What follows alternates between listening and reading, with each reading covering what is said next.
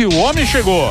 No programa de hoje, o pastor, teólogo, arqueólogo que tem sua vida baseada na fé. Quem viveu aqui, viveu mais ou menos 300 anos antes de Cristo. Mas aquele era papai. Um dos maiores conhecedores da Bíblia. Mas quem não crê já está condenado. Quem não crê já está condenado. Porque não crê no nome do Filho único de Deus. Direto do Museu de Arqueologia Bíblica, Rodrigo Silva. Fala, Rodrigão. Rodrigo Silva. Ô, Rodrigão, o que é? Agora é a treta aí das pirâmides, né? Exatamente. Eu estava até tentando lembrar, Paulinho ligou, qual foi a última vez que eu vim aqui? Eu tenho que voltar mais, né? Não, imagina. Foi em novembro. Foi em novembro. É. Foi em novembro? Foi em novembro. No ano passado. Nós temos duas notícias arqueológicas que surgiram agora. E tá todo mundo perguntando sobre isso. Uma delas é o achado da tumba de Tutmosis II. Daqui a pouco eu vou falar sobre ele. E sobre essa suposta fazendo cidade. graça lá. O que ele falou?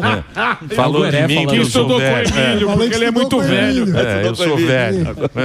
Foi Emílio com a Paulinha. Tá vendo? Olha lá. Aliás, parabéns. Ele é meninão, né? Parabéns pelo cenário novo. Esse aqui Você gostou? Esse você não conhecia ainda. Não. Eu que fiz. Você sabe que eu tava. Não sei se foi você que estava falando. Eu não sei onde é que eu estava vendo isso, o negócio das pirâmides e tal. Porque a pirâmide, ela não é simétrica. A de Kelps, Kefren Miquelinos. As pirâmides, elas não têm uma simetria. Sim, não. Simetria não. As três pirâmides. É que é avô, filho e neto. Isso. E todo mundo falava isso, mas diz que ela tá ligada às Três Marias. Pois é. É isso No mesmo? passado. É eu isso mesmo? Isso também, mas Não depois... é isso? Não. É mentira? É mentira. É uma coincidência às vezes, apenas. Você tem três pirâmides e eles falam, olha, são as Três Marias ou o cinturão de Órion. Porque as três pirâmides, se você olhar, elas são desconjuntadas. Sim. Aí você fala, pô, mas por que o cara fez desconjuntado? Mas elas não seguem mesmo a ordem exata, não. Isso foram alguns ufólogos que começaram com esse negócio. Tem um camarada chamado Robert Bauval que disse isso. Mas veja bem, se elas fossem uma imitação direta de Órion, o primeiro ponto é que nós não temos nada na literatura egípcia antiga que fala, olha, fizemos para imitar as estrelas. Segundo, a constelação de Órion não são só as Três Marias, ali é o cinturão. Sim. Você tem mais 4 outras estrelas fazendo o corpo do caçador e tudo mais. Por que não tem as outras? E além disso, tem pirâmides satélites do lado que não seguem o desenho de Órion. É só uma coincidência, você tem 3 constelações. Não é muita coincidência, né? Não, esse tipo de coisa a gente pode encontrar em vários lugares, por exemplo. O próprio fato de falar de Três Marias. Olha... Mas por que é desconjuntado? Não tem explicação? Não tem. A explicação é a seguinte, é que você tem Kelps, Kefren e Miquelinos. Como eu falei, avô, filho e neto. Isso. Então, como o maior deles é o Kelps, é a pirâmide maior. Depois vem a de Kefren e a de Miquelinos, que é a menor. É uma questão de hierarquia do Egito Antigo. Você foi muitas vezes lá? Há mais de 30 vezes. Você vai lá de novo daqui a pouco. Muito curioso, né? Os egípcios que inventaram o vinho, pelo que me falaram já. Você ouviu essa história? Sim. Que teve todo mundo ficou muito louco com a... Só que assim... Um bacanal rolou, você sabe dessa história? Não, do bacanal não sei não. Você não sabe? Bebendo vinho no Egito. E se eu soubesse seria complicado. Você é um arqueólogo, isso é curiosidade do Egito. A turma fez a época, né? O cultivo fermentou, tomaram e não sabia que a bebida era a bebida dos deuses. E aí a turma ficou muito louca. E doidona. E rolou o sexo. Na verdade, a gente tem, no Egito, não tinha tanta produção de vinho. A gente encontra na Mesopotâmia. Mas assim, qual que veio primeiro? Que tanto a Mesopotâmia como o Egito, estou falando de 3.100, 3.200 a.C. Na Mesopotâmia você tem não só do vinho, mas da cerveja. Olha só. Agora, eles falaram que encontraram estruturas a 600 metros abaixo. Até uma foto, essa foto que está aparecendo aí, são estruturas cilíndricas que mediam 640 metros e que a pirâmide estava acima dessas estruturas e abaixo das estruturas uma cidade imensa que foi encontrada. Acho que tem uma outra foto que eu mostro, o distúrbio da... Por que a pessoa inventa essa pataquada? Mas é invenção. Mas eu vou por te falar isso aí? por quê. Sensacionalismo. Todos os que estavam ali são pessoas envolvidas com hipnose, regressão a vidas passadas. Olha, é isso aí que eles falaram que encontraram. Ufologia. Só faltam ser terraplanista, mas o resto tudo eles são ali. O bingo tá completo. O bingo tá ali. E o que acontece? Eles não publicaram nenhum artigo científico sobre isso. E já chamaram a imprensa, fizeram lá a imprensa e declararam isso aí, mas poxa, cadê o artigo científico publicado? E nós temos, por exemplo, um professor da Universidade de Denver, que ele é arqueólogo especializado em satélite, falou assim que é impossível um satélite medir com profundidade 600 metros. Não tem como. Não, o máximo é 30. Não tem como. Você entendeu? E não tem nenhum par que divulgue aquele. E um detalhe, e na equipe, ninguém era arqueólogo, e o único que é egiptólogo. Mas egiptólogo, não como é que fala? Por autodidática. Sim. Um autodidata egiptólogo. O camarada universal. Exatamente. Então, assim, gente, é furado esse negócio. Não tem esse negócio de cidade debaixo das pirâmides. Eu não encontrei um arqueólogo ou egiptólogo sério que convalidou isso aí. É porque é esquisito. Por exemplo, UFO, né? Sim. Que é objeto voador. Primeiro cara que viu, que começou isso aí foi em 45, foi depois da guerra. Antes da guerra ninguém viu nada. Registro. Não tem nenhum registro. E aí o primeiro cara foi um tenente, um cara importante do exército, que falou isso aí. A partir disso surgiu um negócio. Mas você vê, se tivesse mesmo disco voador, os caras iam ver lá atrás, iam ver, né? E a equipe dos italianos. Esquisito isso, lá, né? Que eles são todos italianos, tá? O que menciona a Escócia é porque um deles fez doutorado na Escócia. Entendi. Mas nada invalida serem italianos ou brasileiros. Sim, o fato é que caso. eles não devem. Não, mas aí a gente desconfia muito. Se é brasileiro, Se é brasileiro, aí tem um o cara jeitinho, publicou. Mas, gente, é furado esse negócio. E outra, sabe o que eles falaram? Baseados no místico americano chamado Casey. Que ele falava que debaixo das pirâmides tinha a cidade perdida de Amenti. Putz. E essa cidade é igual o Bilu lá. O ET Bilu. O ET Bilu. Esse negócio assim, você entendeu? Diziam, por exemplo, esse místico americano, o Casey, ele falava que Atlântida existiu e que a Atlântida tinha tecnologia tremenda e que quando a Atlântida foi destruída, que os sacerdotes de Atlântida esconderam na cidade subterrânea, debaixo das pirâmides, todo o conhecimento tecnológico do mundo que nós nem temos ainda. Esse dia foi louco. Mas professor, no Egito sempre teve, né, essa mística de que as pirâmides não seriam feitas pelos homens, não tem como e tal. Da onde que surgiu isso, o início disso tudo? Começou já com o sensacionalismo quando o primeiro que explorou as pirâmides que nós temos noção foi Napoleão Bonaparte. Acidentalmente, porque ele foi lá por uma questão de guerra. Ele estava guerreando contra a Inglaterra e queria interceptar o exército inglês, só que Napoleão levou uma grande milícia de historiadores da arte, arqueólogos, e começaram a escavar, encontraram a pedra de Roseta, começaram a mapear tudo aquilo ali. E aí depois começou essa onda mística, de falar que as pirâmides tinham um formato para comunicar com os deuses, portais, assim, tudo mais. Todo esse misticismo, ele começa especialmente no início do século XIX, quando os Estados Unidos e a Europa estavam cercados de pessoas que diziam ter um contato sobrenatural com o mundo do além, com os mortos, e o Egito caiu tudo. A maçonaria, embora não tenha nada que ver com o triângulo agora, mas a maçonaria se inspira muito na questão egípcia, né? Embora ela comece na França, não tem nada a ver com os egípcios, mas se inspira, tanto é que tem a pirâmide ali e tudo mais. Mas isso não é ciência, isso não é nem teologia. Isso é apenas um achismo. E aí o pessoal vai começando a especular. E o grande problema hoje, vou falar com vocês qual é que a internet ela popularizou o saber. Mas você tem um menino de 8 anos de idade escrevendo um post misturado com um doutor em certa área. Então o pessoal coloca... Que é o Terra Plana, né? O Terra Plana voltou na internet. Na internet. Sim, mesmo. E hoje a pessoa engana, porque sempre é aquele negócio... Faz um vídeo bem feito. Vou dar uma dica para vocês, que vocês têm que olhar até comigo. Até com os vídeos que eu produzo, tá bom?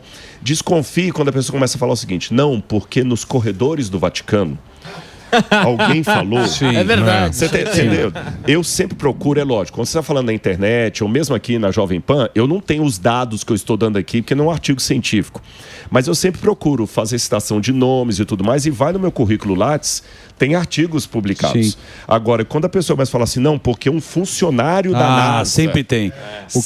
Sabe que é o diferencial do seu trabalho? É que você mistura, né, a arqueologia com a Bíblia, e é isso que a gente fica super interessado. Você sabe que tem, quando o político está em hospital e fala assim, um médico do Einstein me falou... Um médico do Einstein, ou do Sírio Libanês.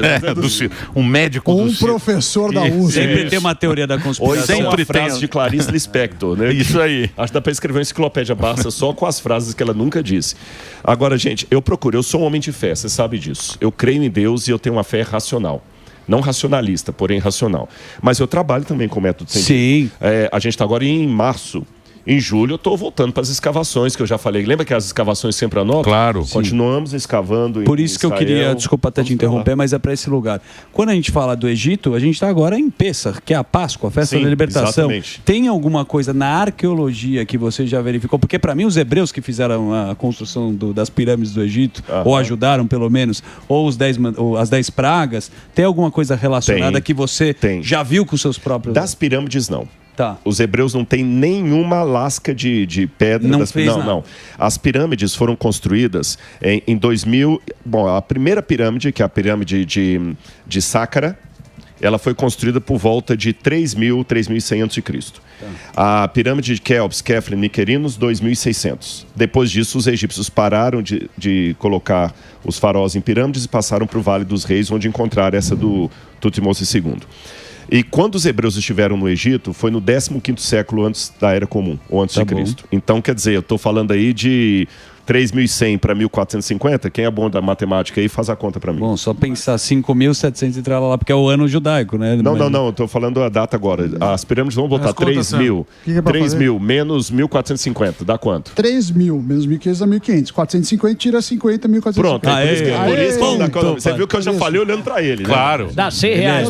Isso aí era mais um teste. Dá 100 reais. Quando os hebreus estiveram no Egito, as pirâmides já tinham... Agora já 1450 anos. 1450 anos. Você entendeu? Então não foram os hebreus. Porém, qual que é o legal dessa tumba que encontraram de Tutmose II? Na minha opinião, eu devia ter trazido para vocês o livro que eu escrevi sobre o Egito para dar de presente. O Tutmose II é pai de Tutmose III, que era o faraó do Êxodo. Não é o Ramsés. Tá. Não é o Ramsés. E esse faraó do Êxodo, que é o Tutmose III, na tumba dele tem as orações da Amduat. O que é a Duat? A Duat é o mundo dos mortos. E a Amduat são 12 estações que os egípcios acreditavam assim. Quando a pessoa morre, a alma dela, Ba e Aka, que é o espírito, saem pela barca solar e vão até diante de Osíris para depois voltar e viver no mundo dos mortos. Lembra Stargate? Mais ou menos aquilo ali. Então tem as orações na parede, mas na tumba de Tutmose III é a única que tem a oração onde ele fala o seguinte: ó Deus Horus, que você possa abençoar a alma da multidão que morreu submersa nas águas por seguir a minha carne. Que os corpos deles não continuem na putrefação, que eles encontrem ar para respirar. E tem o desenho lá de um exército inteiro afogado. Quando o Moisés abriu o mar, e o exército... Exatamente. Foi atrás. Outra coisa curiosa... Quando Victor Loré encontrou a tumba, a múmia do Tutmose III, o Tutmose III morreu com mais de 60 anos. Porém, a múmia que foi encontrada tinha 20 e poucos anos. Não é a múmia do faraó. Os egípcios sepultaram alguém no lugar do faraó. Provavelmente que ele morreu nas águas do Mar Vermelho. Outro detalhe, você tem o papiro de Puer, que está na biblioteca de Leiden, na Holanda, e esse papiro foi escrito por um egípcio, onde ele reclama com Deus Horus as tragédias, as desgraças que estavam acontecendo no Egito. As pragas. E ele menciona, o rio Nilo se tornou em sangue. Caraca, as trevas estão em toda parte. Os nossos filhos são mortos de maneira inesperada e os escravos estão saindo para o festival do Deus deles, levando no pescoço o nosso ouro. E os hebreus, quando saíram, eles levaram o ouro do Egito como indenização. E pelo menos 4 das pragas lá são mencionadas no papiro de Puer. Então tem muitas evidências que o Êxodo é um evento histórico, sem precisar ir para sensacionalismo. E olha que eu só dei um resumo aqui, eu daria uma palestra de 1 hora sobre isso. Você estuda bastante essa região, né? Eu gosto, o Oriente Médio... O que você acha que vai acontecer lá? Você está perguntando em relação à guerra agora? Não, em relação a esse momento que a gente está vivendo, né? Porque tá muito é uma região desestabilizada, né? Porque sempre foi. E o Egito tem uma importância também nesse lugar, né? Lembrando que Gaza faz fronteira também, faz fronteira com o Egito. Mas você viu a fronteira de Gaza com o Egito? E como é protegido. São 7 proteções. Eles não deixam entrar. E você sabe que Gaza só foi para os palestinos porque Israel entregou. Porque o Egito tinha tomado a faixa de Gaza. Sim. Então, quando fala assim, Israel não reconheceu o acordo, quem deu o território de Gaza e da Cisjordânia foi Israel, depois da Guerra que era Egito, né? Sim, a outra era a Jordânia. Isso, por isso que fala Cisjordânia. Foi Israel que devolveu. Que tem a Transjordânia também. A Transjordânia. Tem lugares sagrados, Monte Sião também, sim, né? Claro. Não, mas foi na Guerra dos 6 Dias. O Yom Kippur foi a outra. Que é a outra guerra, que é 73. Exatamente. O que mais choca, eu vou falar com vocês o que é que para as 3 religiões monoteístas, islamismo, judaísmo e cristianismo, o lugar mais sagrado do mundo é Jerusalém. Sim. É lógico que o islamismo tem Meca e Medina e o cristianismo tem outros pontos, mas assim, é Jerusalém. Mas todo Porque mundo é o Cristo que morreu ali. Exatamente, todo mundo briga por Jerusalém. Parece que tem uma Monte coisa da Oliveira ali... que fica em cima do Muro das Lamentações. Exatamente, assim, dá para ver do Muro das Lamentações, né? Todo mundo briga por Israel. Agora, tem alguma coisa também ali naquele lugar que chama a atenção das pessoas. E eu não sei, em termos políticos, o que acontecerá lá daqui a 2 anos, 3 anos, porque tudo muda.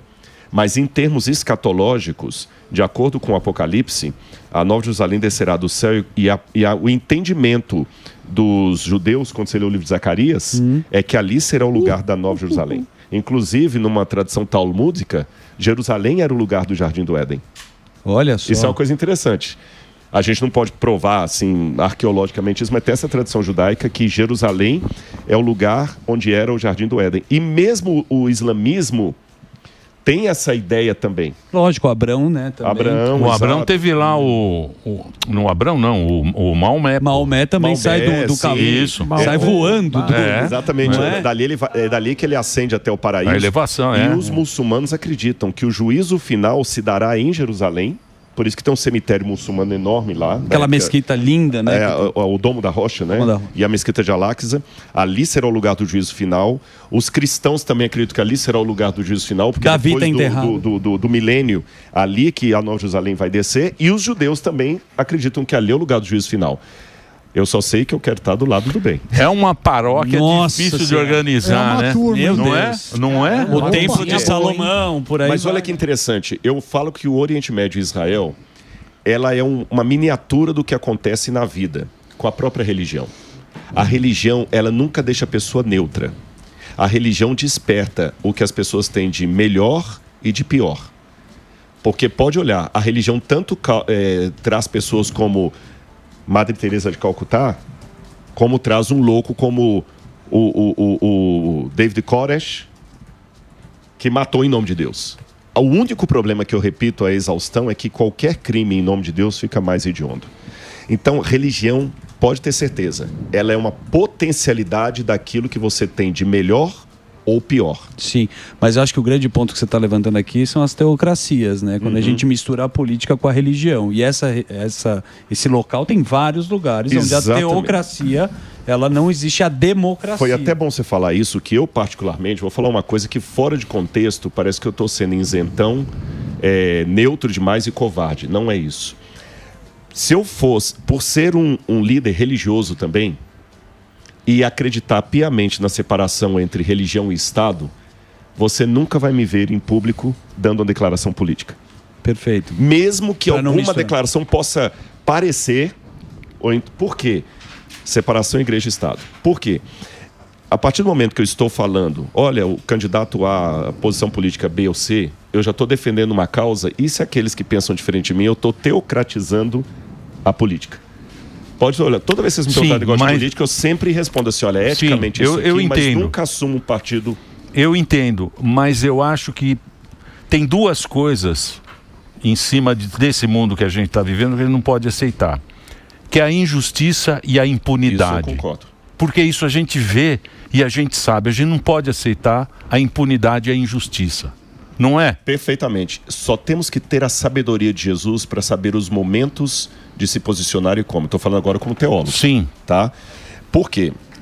Uma vez, na época de Jesus, todo mundo queria quebrar o pau, tanto contra Roma, quanto a corrupção do templo. Ele era o líder bélico, né? Exatamente. Queria ele bélico. E Jesus queria Jesus bélico. Jesus poderia, por exemplo, imagina você seguir no exército de Jesus para uma revolução. Se alguém te ferisse, ele te curava. Se faltasse pão, ele multiplicava. Aí falaram, nós devemos dar tributo a César? Dá uma moeda aqui, por favor. Qual que é o rosto que tem aqui? Aliás, no museu nós temos moeda original da época de Jesus. Tem R$1. Ah, é de César? Dai a César o que é de César e a Deus o que é de Deus. O templo estava corrompido, mas Jesus foi lá no templo na peça, tá certo? Agora, houve momentos em que ele falou de Herodes, vá dizer para aquela velha raposa que eu vou ficar aqui e vou pregar e que eu não tenho medo dele. Então nós temos que... Jesus não foi aquele revolucionário Che Guevara que os judeus da época queriam. Ele não foi. Por isso ele decepcionou muita gente.